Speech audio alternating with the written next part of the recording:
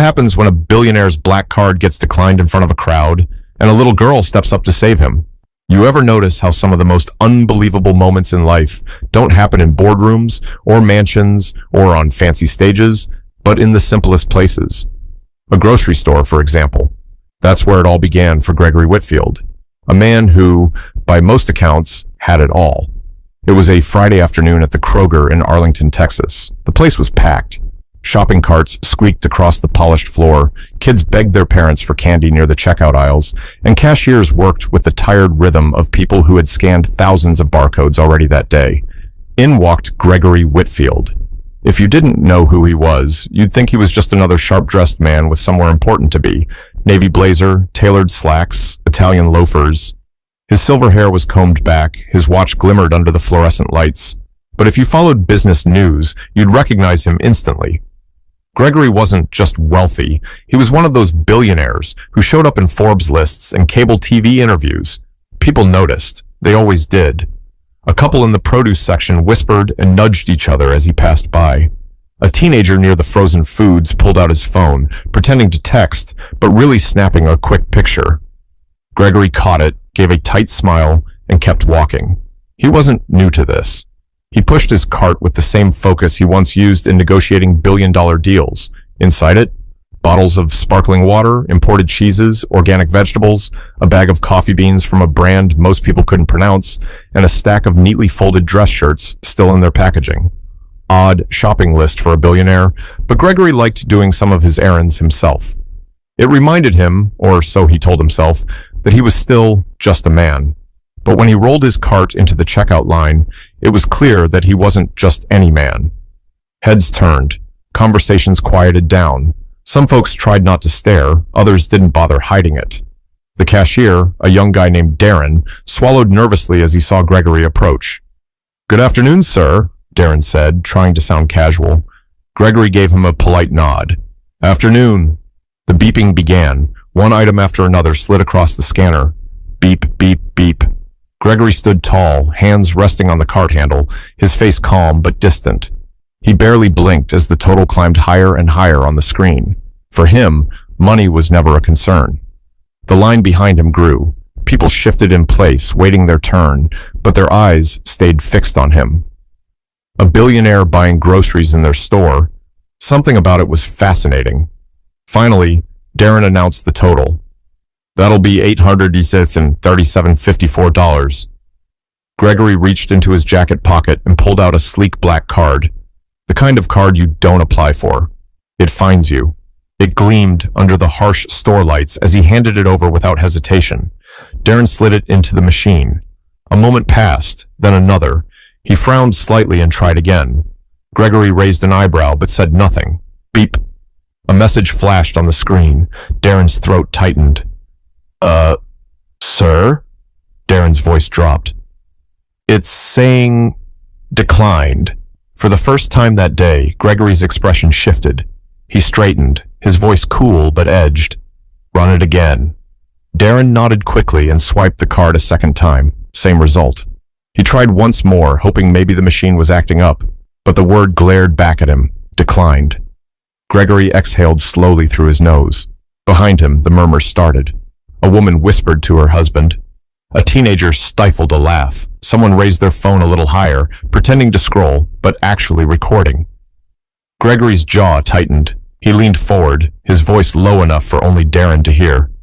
"This card has more money on it than this store makes in a year. Try again." But the machine didn't care who Gregory Whitfield was. It didn't care about billions, or magazine covers, or reputations. The answer stayed the same, declined. And just like that, the room shifted, power drained from Gregory's presence, and in its place was something he hadn't felt in a very long time: humiliation. But the real story didn't start with Gregory's embarrassment. It started with who was watching just a few feet behind him. The cashier shifted uncomfortably, aware that every second felt like an eternity for the man in front of him. Gregory's face remained stone-like, but his eyes burned with a sharpness that could cut glass. He was used to control, to silence, to the kind of authority that made other men shrink. Yet here, at a grocery checkout line in Arlington, Texas, none of that mattered. The screen glowed with a single cruel word: Declined. Sir, maybe it's the machine, Darren offered, desperate to ease the tension. He looked around nervously, noticing the cluster of eyes fixed on them. A woman 2 aisles over leaned her elbow on her cart, her toddler fussing as she tried to get a better look. 2 high school boys near the self-checkout elbowed each other, smirking as they whispered. Gregory cleared his throat, straightened his blazer, and pulled out another card, a platinum one this time. He tossed it onto the counter with just enough force to make it clear. This was not a man to be laughed at. Try this one, Gregory said flatly. Darren grabbed it, slid it through the reader, and prayed it would go through. Beep. Processing, processing. Then once again the word no one expected. Declined. The whispers grew louder. You seeing this? Someone muttered. No way, man. That's Gregory Whitfield, another whispered back. Bro's got billions and can't pay for groceries. Gregory's ears caught every syllable. He could feel the weight of their stares pressing down on him, the way predators circle prey when they smell weakness. But Gregory was no prey. He clenched his jaw and pulled out his phone, tapping furiously. This has to be a mistake, he muttered. My accounts are fine. He turned the phone screen toward Darren. Do you see this balance? Do you? That's not an error. That's your machine. Darren glanced at the screen but quickly looked away. The last thing he wanted was to get tangled up in billionaire business. Sir, Look, I can call the manager if you'd like. Maybe she can override something. Do it, Gregory snapped. From the corner of the store, the manager hustled over. A middle-aged woman with tired eyes and a name tag that read, Maria. She approached cautiously, like someone walking into a storm they couldn't avoid. Is there an issue here? Maria asked, glancing between Gregory and the frozen screen. Gregory didn't hesitate. Yes, there's an issue. Your system is broken. My card is being declined when there is no reason it should be. Maria leaned over, studying the register. Sometimes banks flag large purchases. It could be a security block. Gregory scoffed. This is less than $1,000. That's not a large purchase. He shook his head, his voice rising. Do you know who I am? Maria held his gaze. She didn't flinch, though the room around them buzzed with anticipation. Yes, sir, I do. But right now, you're a customer, and I need a payment method that works. For the first time in years, Gregory had no quick fix, no clever comeback. He had cash, sure, but only a few bills tucked into his wallet, hardly enough to cover his overflowing cart. He could feel the laughter just below the surface of the crowd, waiting for him to crack. His hand trembled slightly as he reached for his phone again, trying to call his personal banker. Straight to voicemail. He dialed again.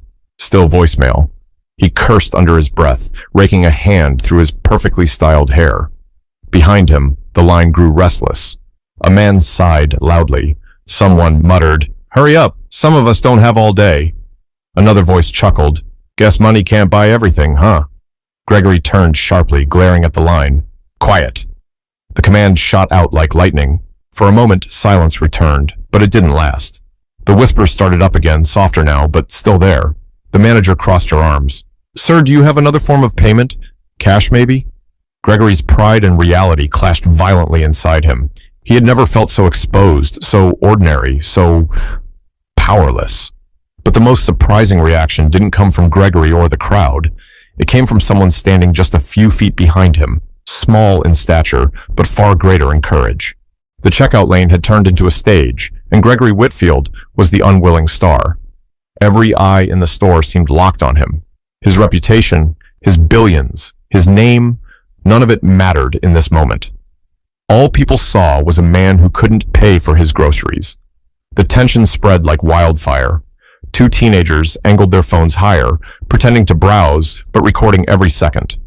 A mother rocked her crying baby while muttering under her breath, Some of us don't have time for this drama. An elderly man leaned heavily on his cane, squinting as if he couldn't believe what he was witnessing. Gregory could feel the heat rising in his chest. He wasn't used to being on display this way, not like this. Usually, people stared at him with awe, respect, even envy. But now, their eyes carried something else. Amusement, curiosity, judgment. Maria, the manager, tried to keep things moving. She gestured to another cashier to open up a different lane. Folks, if you'd like, we can take you over here, she called out, but hardly anyone moved. They stayed rooted, unwilling to miss the spectacle, because that's what it had become, a spectacle. Gregory pinched the bridge of his nose. This is ridiculous, he muttered, though loud enough for people around him to hear. A technical error, and suddenly it's a circus. A man in line behind him let out a low laugh. Funny how that works. When it happens to us regular folks, nobody cares. But when it happens to you... He trailed off, shaking his head. Gregory spun around, eyes narrowing. What's your point? The man shrugged, his voice casual but cutting. Point is, welcome to the real world. The crowd chuckled softly, not cruel, but knowing, shared. They'd all been there before. Cards declined, bills unpaid, moments of public embarrassment. For them, it was ordinary. For him, it was unthinkable. Darren, the cashier, cleared his throat nervously. Sir, maybe if you call the bank... I already tried, Gregory snapped. His voice cracked the air like a whip. Darren flinched. Voicemail twice. The silence after was heavy, broken only by the beeps of other registers in the distance. From behind, a soft child's voice whispered, Grandma, why is he mad? A grandmotherly voice responded gently, Because sometimes grown-ups don't like being told no, baby. Gregory heard it. It stung more than he expected. He looked down at the cart, at the expensive cheeses, the imported coffee, the clothes he didn't really need. Suddenly, they felt like evidence. Evidence of a man desperate to prove he was more than just rich. Evidence of pride. The longer he stood there, the smaller he felt. He thought about abandoning the cart altogether, just walking out. But he couldn't. That would mean accepting defeat. And Gregory Whitfield didn't lose, not in business, not in life. Maria lowered her voice, leaning closer. Mr. Whitfield, maybe you should step aside for a moment, call your assistant or someone who can... I don't need anyone, Gregory interrupted sharply. His pride was louder than his reason. The crowd stirred again. A woman whispered, Guess money doesn't buy humility. Another replied, Sure doesn't buy class. Gregory's hands clenched into fists at his sides. He wanted to shout, to remind them all of who he was, of everything he'd built. But what good would it do? The more he fought, the more powerless he looked. He glanced at Darren, who still held the rejected black card. It looked ordinary now, just plastic and numbers, no different from anyone else's. Gregory's mouth felt dry. Try it one more time, he said quietly, almost pleading. Darren nodded, slid it in, and everyone leaned forward, waiting, processing. Then, the same word appeared again, declined. And just like that, the whispers turned into full conversations. What's he gonna do now? You think he really doesn't have money? Maybe it's karma. Gregory lowered his head, staring at the floor. He had never felt so small, so ordinary, so human. But before he could make his next move, a small figure behind him decided to step forward and change the entire story. Amid the stares, the whispers, and Gregory's humiliation, a tiny hand tugged at a sleeve. Not his, but her grandmother's. Grandma, whispered a little girl with dark brown skin and braids tied neatly with colorful beads. She was holding a small cardboard box of crayons, the kind that costs less than $2. Her name was Zariah Bennett, and though her voice was quiet, her eyes carried the kind of certainty adults often lose with age. Her grandmother, Alma Bennett, looked down at her. Alma was a retired school teacher, the kind of woman who always carried tissues in her purse and spoke with a mix of firmness and kindness that made children listen. She had seen many things in her 70 years, but what she was watching now, one of the richest men in Texas struggling at a grocery checkout, was something she couldn't quite wrap her head around. What is it, baby? Alma asked softly. Zariah pointed at Gregory. Why is he sad? Alma hesitated. She could see Gregory's stiff shoulders, the way he avoided everyone's gaze, the way pride was battling shame inside him. Because sometimes, even people who look strong have hard moments. But he's got money, Zariah said, her voice innocent, puzzled. Why can't he just pay? Alma gave a small sigh. Life doesn't always work the way you think it should. Gregory, though he didn't turn around, heard every word. His chest tightened. To hear a child talk about him like that, confused, almost pitying, was harder than any headline or rumor he'd ever faced. Zariah shifted on her feet, still staring. She had seen grown-ups argue, she had seen her classmates cry, but she had never seen someone so important look so lost. To her, money was magic. If you had it, you never had problems. That was how she thought the world worked. And yet, here he was, stuck like everyone else. "Grandma," she said again, tugging harder this time. "Can I help him?" Alma blinked, startled. "Help him? Baby, you don't have—" She stopped, realizing what Zariah meant. Her heart swelled at the thought, but also ached. "Sweetheart, he doesn't need your help. He has more than enough." "But he don't look like it," Zariah whispered, frowning. She gripped her crayon box with both hands, as if holding treasure. Alma wanted to protest, to tell her granddaughter that billionaires didn't need saving. But there was something about the determination in Zariah's eyes, something pure, something brave. Meanwhile, Gregory was locked in his own silent war. His phone screen glared at him with no returned calls, no quick solutions. His world, built on control and power, had shrunk to a grocery store aisle filled with strangers watching him squirm. He felt cornered, and then, soft footsteps. He barely noticed at first, but when he heard the small voice beside him, he turned, startled. "Mister," Zariah said, her voice clear despite its smallness. "You can use mine." For a moment, Gregory didn't process it. He looked down at her, at the crayon box she was clutching, and then at the dollar bills she was pulling from her tiny pocket. 2 crumpled ones, folded neatly, her savings for the week. The crowd hushed instantly. The murmurs, the whispers, the laughter, all of it faded as every eye turned not to Gregory anymore, but to the little girl with braids and bright eyes, offering what little she had. Alma stepped forward quickly, her voice firm but gentle. "Zariah, baby, you don't need to." But Zariah stood her ground, holding out the bills with both hands, her expression serious. "It's okay, Grandma. He needs help." Gregory stared at her, his throat tightening.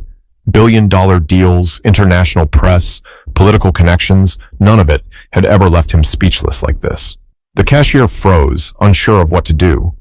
Maria, the manager, covered her mouth in disbelief. And the rest of the store stood in complete silence, watching a moment so unlikely it felt like something out of a dream. But it was real, right there, between a billionaire and a little girl with crayons. But no one knew yet what Gregory would do next, whether his pride would push her away, or whether this unthinkable act would break something open inside him. The silence around the checkout lane was unlike anything Gregory Whitfield had ever experienced. For a man used to applause, boardroom silence, or the clinking of glasses at galas, this kind of silence was deafening. Every single person in that store seemed to be holding their breath, waiting for his response. Gregory's eyes flicked from the crumpled bills in Zariah's tiny hand to her face. Her braids clicked softly as she tilted her head, waiting. She wasn't smiling, she wasn't playing, she was serious. You're offering me this?" Gregory finally asked, his voice low, almost shaky. Zariah nodded. "Yes, mister. So you can pay." Her grandmother, Alma, placed a hand gently on her shoulder.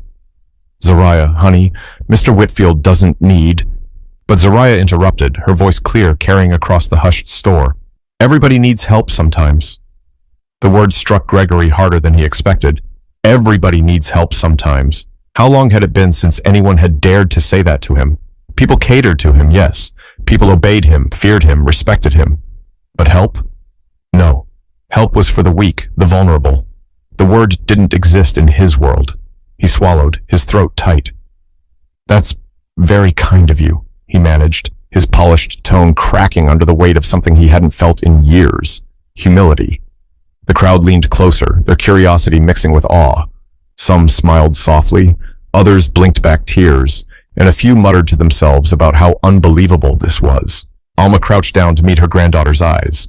"Sweetheart, I know your heart is in the right place, but sometimes people need to figure things out on their own. Mr. Whitfield well, he's a man who has plenty of ways to take care of himself." "But Grandma," Zariah whispered, "nobody else helped him. They just laughed." That stopped Gregory cold. She was right. The people around him, the ones recording, whispering, mocking, none of them had stepped forward. They only watched. And this little girl, with $2 and a box of crayons, had done more than all of them combined. Gregory crouched down so he was eye level with her. His expensive blazer creased awkwardly, but he didn't care. For once, he didn't care about appearances. "What's your name?" he asked softly. "Zariah," she said. "Well, Zariah," Gregory said, "you may not know this, but what you just did, that's one of the bravest things I've ever seen." Zariah smiled faintly, still holding out her $2 bills. "So, do you want it?" Gregory paused. His pride screamed, say no. His ego begged him to brush it off, to remind everyone who he was. But something deeper, something long buried under years of wealth and power, whispered, "Say yes." He reached out slowly and took the bills from her tiny hand. Gasps rippled through the crowd. Gregory Whitfield, the billionaire, had just accepted help from a child. He held the crumpled bills delicately, as though they were made of glass. He looked back at her. "Thank you, Zariah. You've just given me something money can't buy." The line of people behind them stood stunned. The teenagers lowered their phones for the first time. The mother with the baby nodded to herself. Even Maria, the manager, blinked rapidly, her tough demeanor cracking. Darren, the cashier, cleared his throat, unsure of what to do next. Sir, do you want me to put this toward the bill?" Gregory glanced at the cart overflowing with expensive items. He looked back at Zariah's crayons. Then he exhaled deeply and shook his head. "No," Gregory said quietly. "Not this cart. Not today." The crowd exchanged puzzled glances. Gregory set the crumpled bills gently on the counter. "But this means more than every cart I own." He looked at Zariah again, his voice barely above a whisper. "Thank you for reminding me what really matters." The little girl grinned, content, as if she understood more than the adults around her. But even after the moment softened, Gregory wasn't free of the storm inside him. Accepting help was one thing. Admitting what it meant for his life was another battle entirely. Gregory stood there, still crouched beside Zariah, holding those two wrinkled bills like they were worth more than gold. For a man who once closed deals in skyscrapers with a single signature, the weight of $2 felt strangely heavy. He didn't know whether to laugh, cry, or walk out of the store and never look back. The crowd slowly went back to murmuring, their earlier whispers shifting into something softer, almost reverent. But the phones were still out.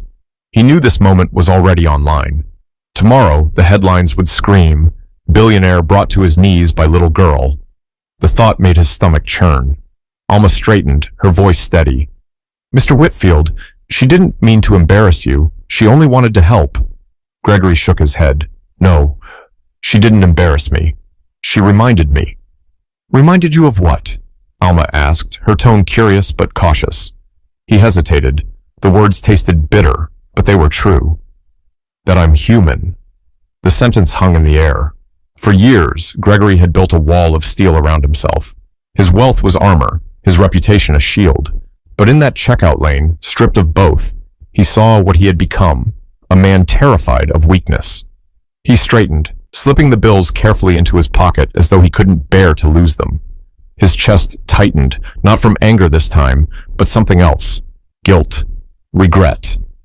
A gnawing awareness that maybe, somewhere along the way, he had forgotten the very things that made life worth living. Darren, still hovering at the register, tried to lighten the tension. "Sir, maybe it's just a glitch with the bank. Happens sometimes." Gregory forced a smile, but it didn't reach his eyes.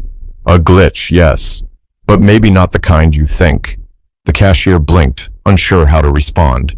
Gregory turned back toward Zariah. "You said everybody needs help sometimes. Do you really believe that?" Zariah nodded without hesitation. "Yes, my teacher says even superheroes need friends." Her words landed like a punch.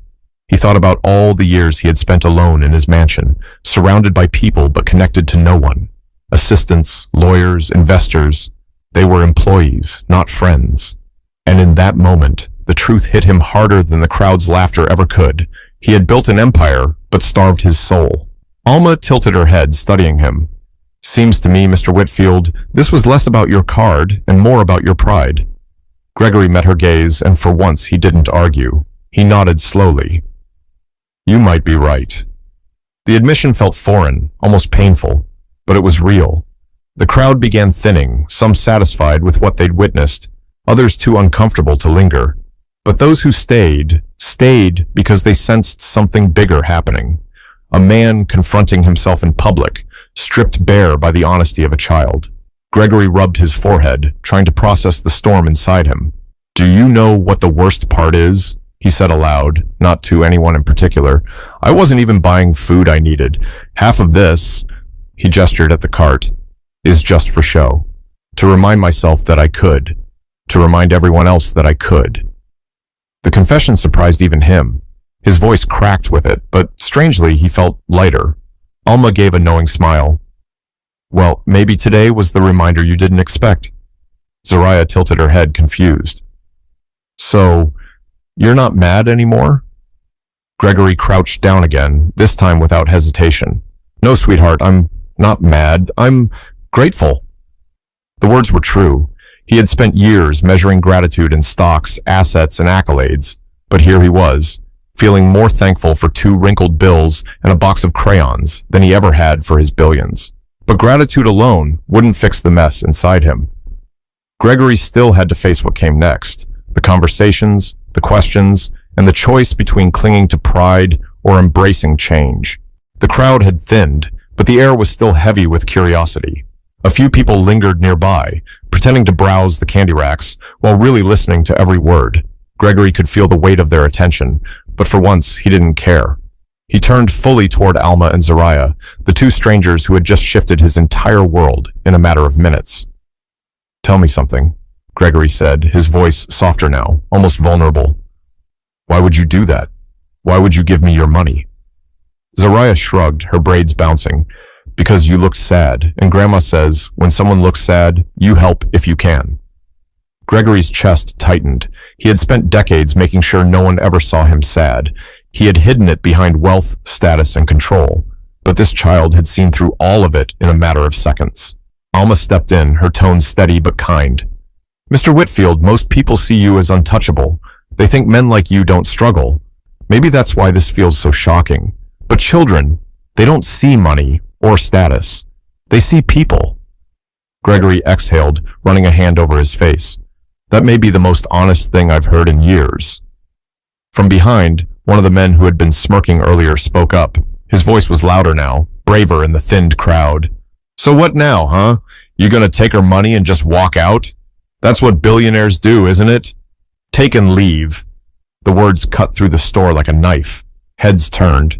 Gregory slowly stood, his posture stiff, but his eyes calm. For the first time, he didn't lash out. "No," Gregory said firmly, "that's not what I'm going to do." He reached into his pocket.